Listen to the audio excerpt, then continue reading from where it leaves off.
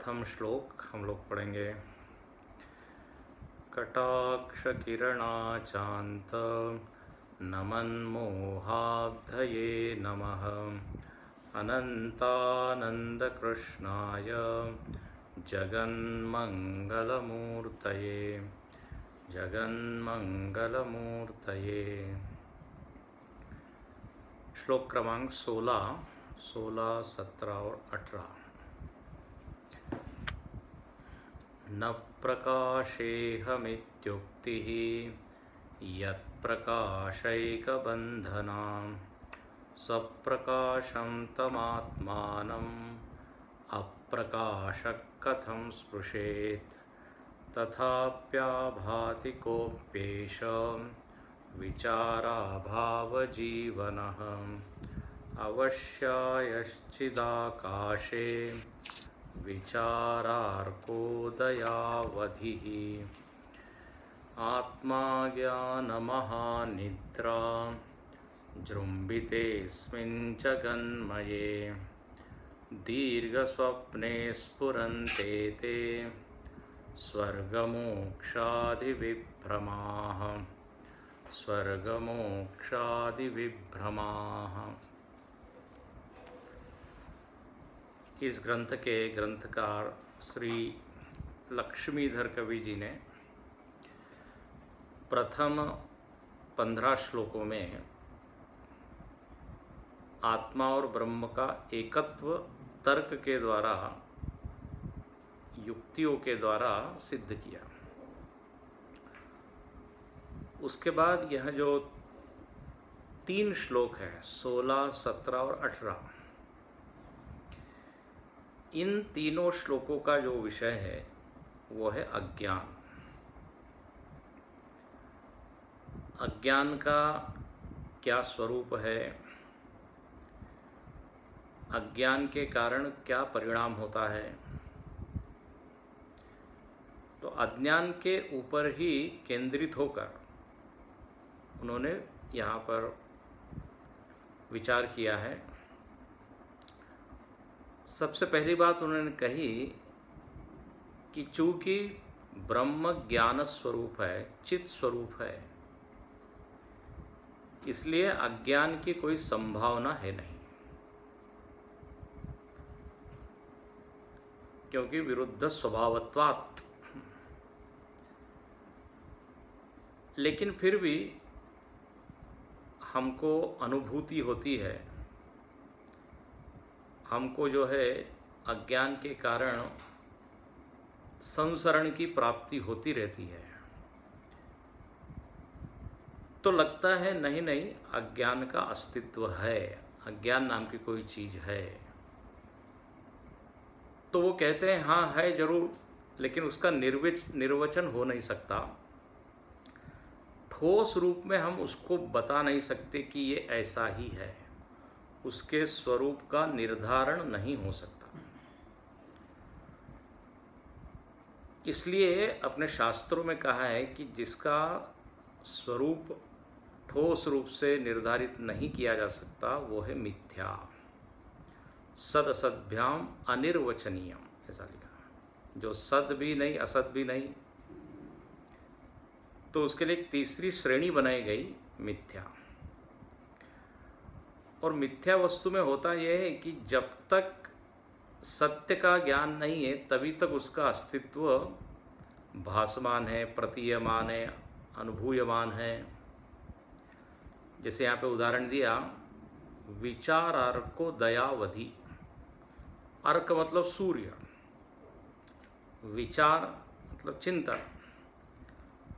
चिंतन रूपी सूर्य का उदय जब तक नहीं है तभी तक ये अज्ञान अपनी लीला कर रहा है, अज्ञान का नाटक चल रहा है, या अज्ञान हमको परेशान कर रहा है।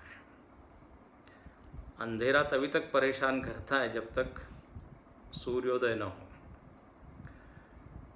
तो ऐसे विचारार को दयावधि।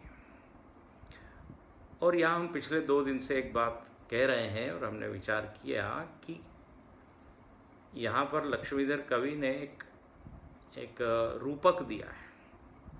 रूपक कहिए या दृष्टांत कहिए, साम्यता दी है कि जो अज्ञान है वो निद्रा तुल्य है, निद्रावत है, निद्रा सम है, क्योंकि निद्रा के जो लक्षण है वो इस अज्ञान में घट रहे हैं। दृष्टांत के लिए साम्यांश होना चाहिए। तो यहाँ पर साम्यांश क्या है? तो कहते हैं निद्रा में अज्ञान का ही प्रभाव है, अज्ञान ही डोमिनेट करता है। और अज्ञान डोमिनेट करता है मतलब अपने स्वरूप को हम भूल जाते हैं, मतलब व्यावहारिक रूप को। मैं कौन हूँ, क्या हूँ, उसको हम लोग भूल जाते हैं। ऐसे ही जब अज्ञान होता है तो अज्ञान में तो हमारा जो पारमार्थिक स्वरूप है वो हम भूल जाते हैं। ध्यान से सुनना, निद्रा में अपना व्यावहारिक जो अहम है वो हम भूल जाते हैं। तो दोनों में कॉमन क्या है? भूलना। दोनों में कॉमन है आवरण पड़ जाना। तो निद्रा। दूसरी बात यहाँ पर लिखी कि एक बार जब आप अपने इस व्यावहारिक रूप को भूल जाते हैं तो वहाँ पर एक दूसरा संसार खड़ा हो जाता है, उसको कहते हैं स्वप्न। तो यहाँ पर भी ऐसा ही है, जब हम अपने सत्य स्वरूप को भूल गए हैं तो यह संसार हमको प्रतीत होता है। प्रतीत तो ज्ञान के बाद भी होता है, लेकिन उसमें सत्य बुद्धि हो जाती है, उसमें महत्व बुद्धि हो जाती है, शोभन बुद्धि हो जाती है। अज्ञानी को ये सब होता है, लेकिन ज्ञानी को नहीं होता, लेकिन दिखता तो है ही। तो जैसे वहाँ स्वप्न का जृंभणम हुआ, वैसे ही यहाँ पर इस संसार का। और जब व्यक्ति मुक्त होके छूट गया तो फिर तो इस संसार में आता ही नहीं, फिर इस संसार का दर्शन नहीं होता। तो अब यहाँ पर विचार करने की ये बात है कि अज्ञान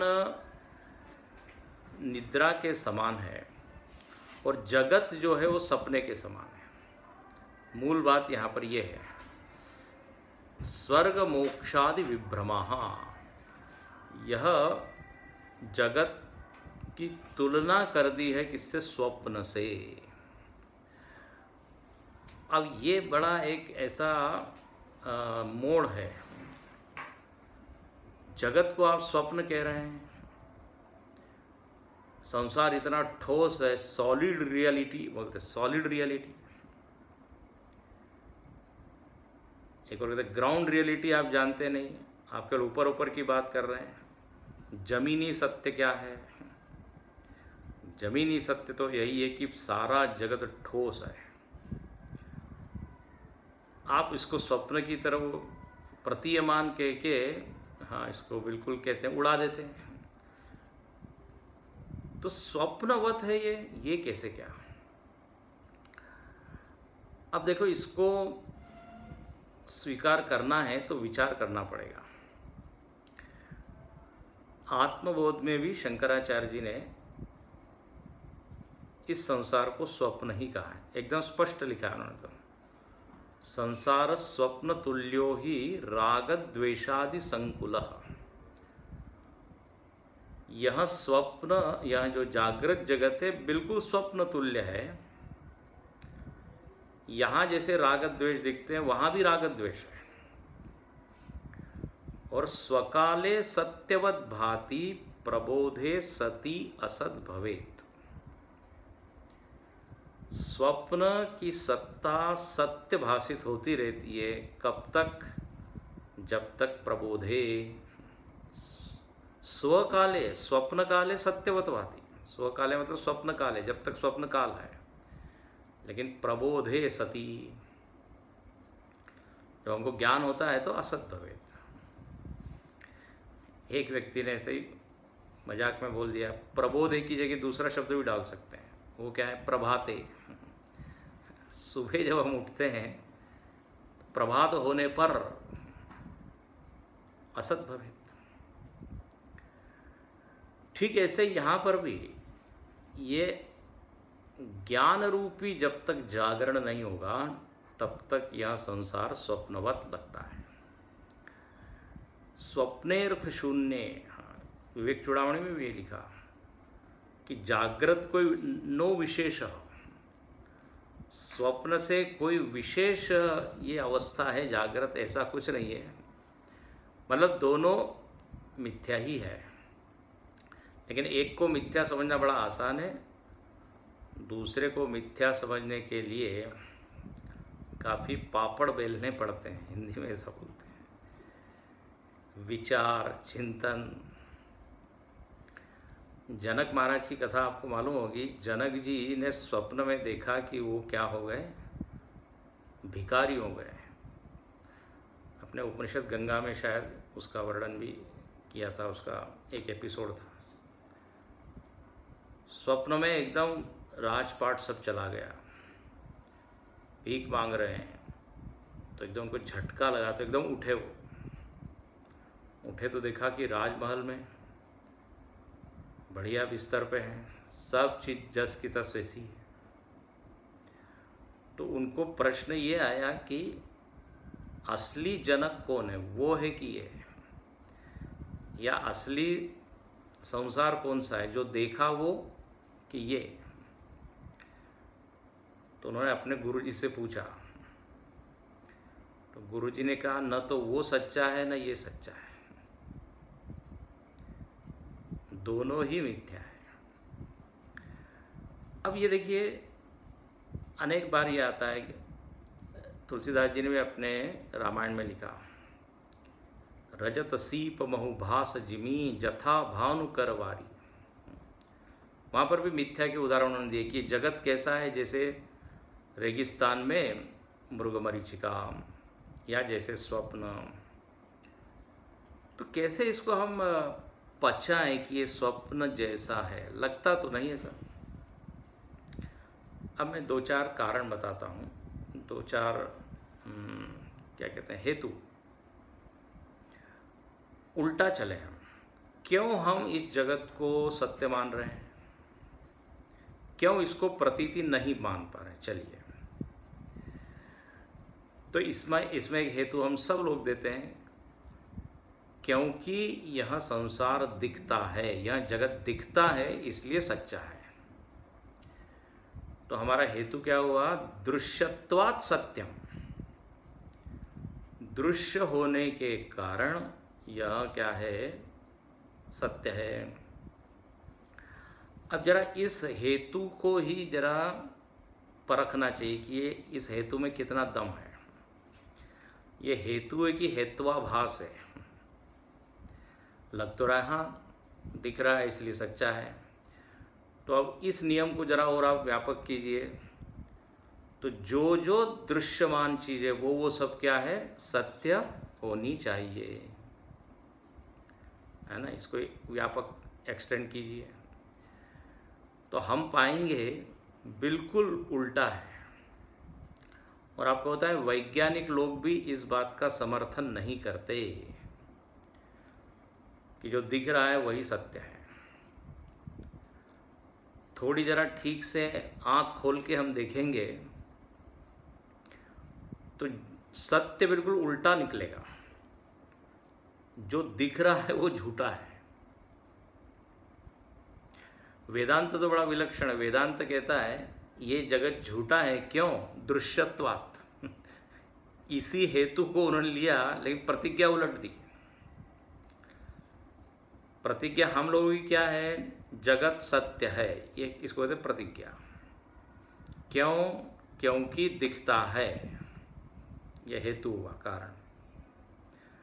वेदांत क्या कहता है, जगत मिथ्या है, हेतु क्योंकि दिखता है, दृश्यत्वात्। एक ही हेतु है, लेकिन उससे दो विरुद्ध चीजें सिद्ध हो रही है। अब देखो उदाहरण दे, दृष्टांत के बिना तर्क पूरा होता नहीं। यदि दृश्य वस्तु ही सत्य है तो आपको हम एक पूरी यादी मतलब लिस्ट दे सकते हैं, सूची, जिसमें दिखता तो है, चीज़ दिखती है लेकिन वो होती नहीं। शायद हमने पहले भी ये संकेत किया है। दिखता है कि पृथ्वी चपटी है लेकिन है पृथ्वी गोल। दिखता है कि चंद्रमा घट रहा है, बढ़ रहा है, लेकिन जस का तस है वो। लग रहा है कि सूर्य का उदय हो रहा है, अस्त हो रहा है, लेकिन ऐसा होता नहीं। लगता है कि आकाश और पृथ्वी मिल रही है, उसको कहते हैं ना क्षितिज, हाँ होराइजन कहते हैं उसको। ऐसा लगता है कि वहाँ जाके आकाश और पृथ्वी क्या है, मिल जाएगी, लेकिन आप चलते जाइए वो मिलेगी नहीं। ऐसे ही आप देखिए ट्रेन की पटरी, चलो ये उदाहरण है, ट्रेन की पटरी के मध्य हम खड़े हो जाए तो लगता है कि दोनों पटरियाँ ऐसे मिल रही है, ऐसी समानांतर नहीं लगती। तो ऐसे अनेक अनेक उदाहरण दिए जा सकते हैं। आकाश में नीलिमा दिखती है, वो होती नहीं।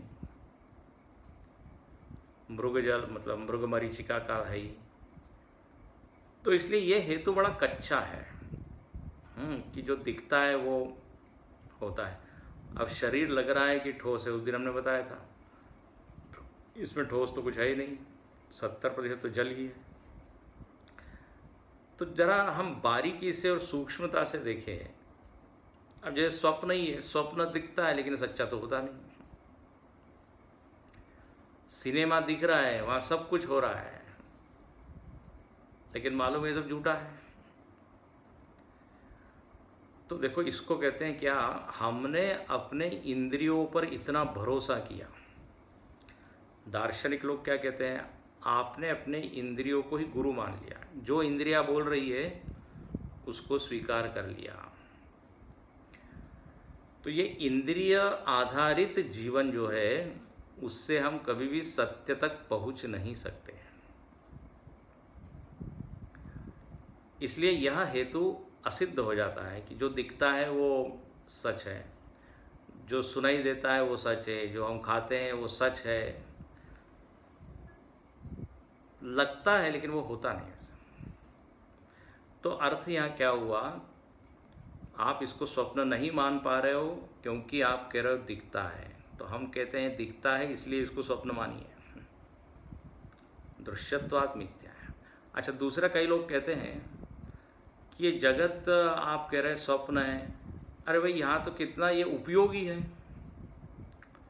दूसरा हेतु क्या देते हैं, उपयोगित्व। हम व्यवहार कर रहे हैं, यहाँ पे लोगों से मिल रहे हैं, कितना यहाँ पे सब उपयोगी लगता है। जो भोजन है वो हम खा रहे हैं तो हमारी क्षुधा निवृत्ति होती है, पानी पीते हैं तो प्यास हमारी शांत होती है। आप इसको कह रहे हो मिथ्या है।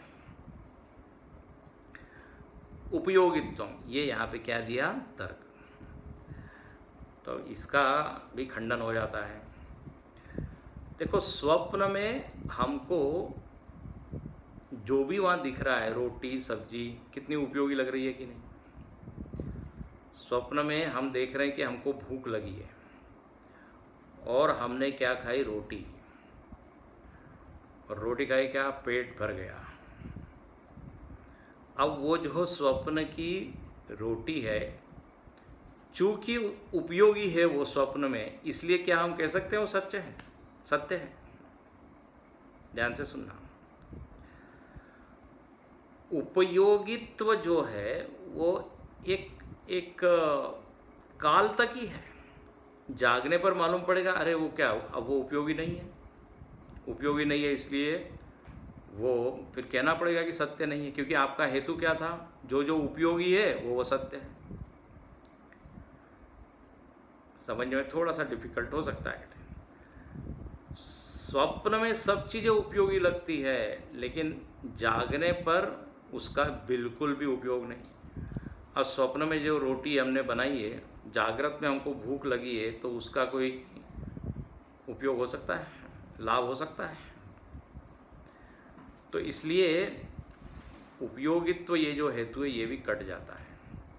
अच्छा, और मज़ेदार बात क्या है, एक चीज़ एक व्यक्ति को उपयोगी लगती है, दूसरे को उसमें बिल्कुल भी उपयोग नहीं है, तो वो क्यों उसको सत्य मानेगा? उसके लिए तो प्रतीति है। इसलिए ये भी ठीक नहीं।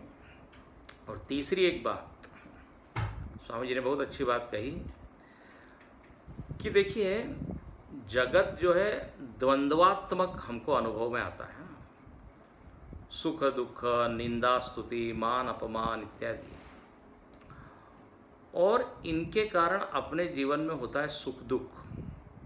ध्यान से सुनना, जिन परिस्थितियों के कारण अपने जीवन में गहरा सुख दुख है, उस परिस्थिति को हम ठोस ही मान लेते हैं, उसको प्रतीयमान नहीं मान पाते। हाँ? जो चीज़ अपने चित्त पर बहुत प्रभाव डालती है, जिससे हम बहुत दुखी हो जाते हैं, तो हम भूल नहीं पाते, हम ये नहीं कह पाते कि ये प्रतीति है, आभास है, झूठा है। इसलिए देखो, हम दूसरे के सुख दुख को कितने आसानी से कह देते हैं, अरे सब प्रतीति है। हाँ, इसका मतलब क्या है, सुख दुख जो जिसको हमने इतना सत्य माना हुआ है, वो अपने चित्त की स्थिति पर भी निर्भर है। ध्यान से सुनना, मैं कहाँ जा रहा हूँ। चित्त जितना समाहित होगा, चित्त जितना शांत होगा, उतना सुख दुख का प्रभाव या सुखद दुखद परिस्थिति का प्रभाव अपने व्यक्तित्व पर या चित्त पर कम होगा। और कम होगा इसका मतलब क्या है, हम उसको उतना ज़्यादा महत्वपूर्ण या उतना ज़्यादा उसमें सत्य बुद्धि हम नहीं रखेंगे। जितना चित्त शांत समाहित होगा, उतना प्रभाव कम होगा। इसलिए देखिए, अगला जो मैं विचार है बता रहा हूँ, गीता में भगवान ने लिखा, यम हि न व्यथयन्ते ते पुरुषम पुरुषर्षभ सम दुख सुखम धीरम सोमृतत्वाय कल्पते। बहुत अच्छा श्लोक है। कहते हैं कि जो व्यक्ति सुख दुख में सम रह पाता है, जो धीर है, धीर उसी को कहा जिसमें धीरज है, जिसमें समता है, बोले ऐसा समाहित चित्त वाला व्यक्ति अमृत के योग्य होता है, ऐसा लिखा हुआ है। अमृतत्वाय कल्पते। अमृत के योग्य होना मतलब जो सत्य तत्व है उसको पाने में वो क्या समर्थ होता है, वो अधिकारी हो जाता है। यम ही न व्यथयन्ते ते, जो इन सुख दुख के कारण व्यथित नहीं होता। अब इसका अर्थ क्या हो रहा है? अर्थ ये हो रहा है कि जितना हम जगत को सत्य मानेंगे, उतना सुख दुख को सत्य मानेंगे। जितना सुख दुख में सत्य बुद्धि होगी, उतना जगत को झूठा मानना कठिन होगा। ऐसा ये तर्क है। इसलिए भगवान कहते हैं, आपको यदि समझना है कि ये जगत प्रतीति है, तो अपने सुख दुख को जरा देखो। स्वामी जी ने बड़ा अच्छा कहा, सुख दुख को पहले मिथ्या समझो। यदि मिथ्या नहीं समझ सके तो कम से कम उसका प्रभाव हल्का करो। तो अपने आप हमको बाहर की चीज़ें भी हल्की लगने लगती है। जैसे देखिए, जब हमारा मन बड़ा उखड़ा उखड़ा होता है, चिड़चिड़े हम होते हैं, तब हमको बाहर की छोटी छोटी चीज़ भी क्या करती है, क्रोधित करा देती है, परेशान कर देती है। क्यों? क्योंकि चित्त की स्थिति ही ऐसी है कि वो बाहर की चीज़ों को हल्की नहीं समझा पाती। और वही जब चित्त शांत हो तो बड़ा से बड़ा, भारी से भारी जो दुख है, उसको भी हम मुस्कुरा के कहते हैं, अरे बोले तो ठीक है, सही है। यस्मिन् स्थितो न दुखे न गुरुणापि विचाल्यते।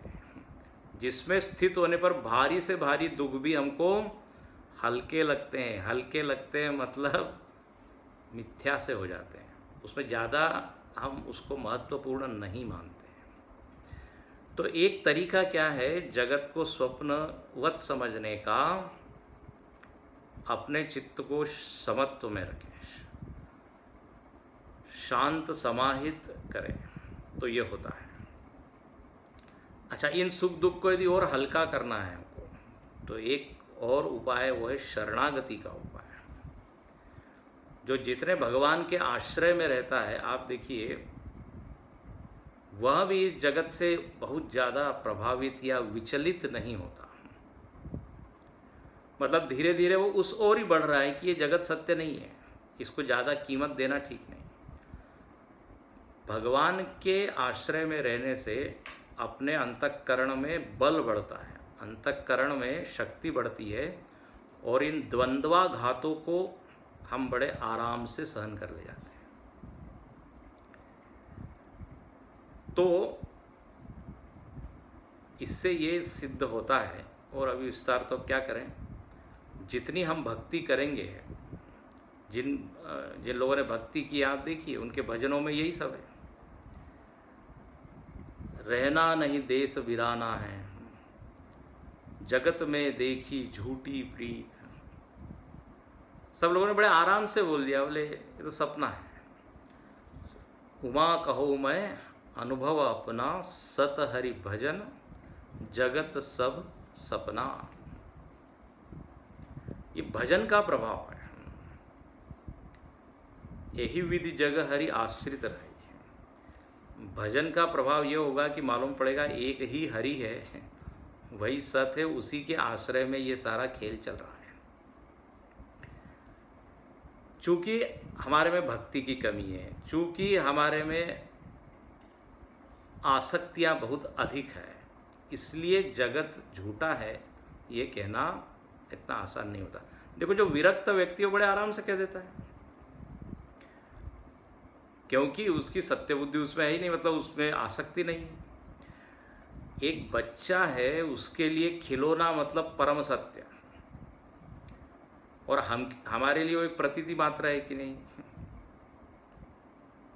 तो जितना जितना चित्त का क्या विकास होगा, ध्यान से सुनना, उतना उतना ये बात गहराई में हमको समझ में आने लगेगी कि जो शास्त्र ने कहा है वो ठीक ही कहा है।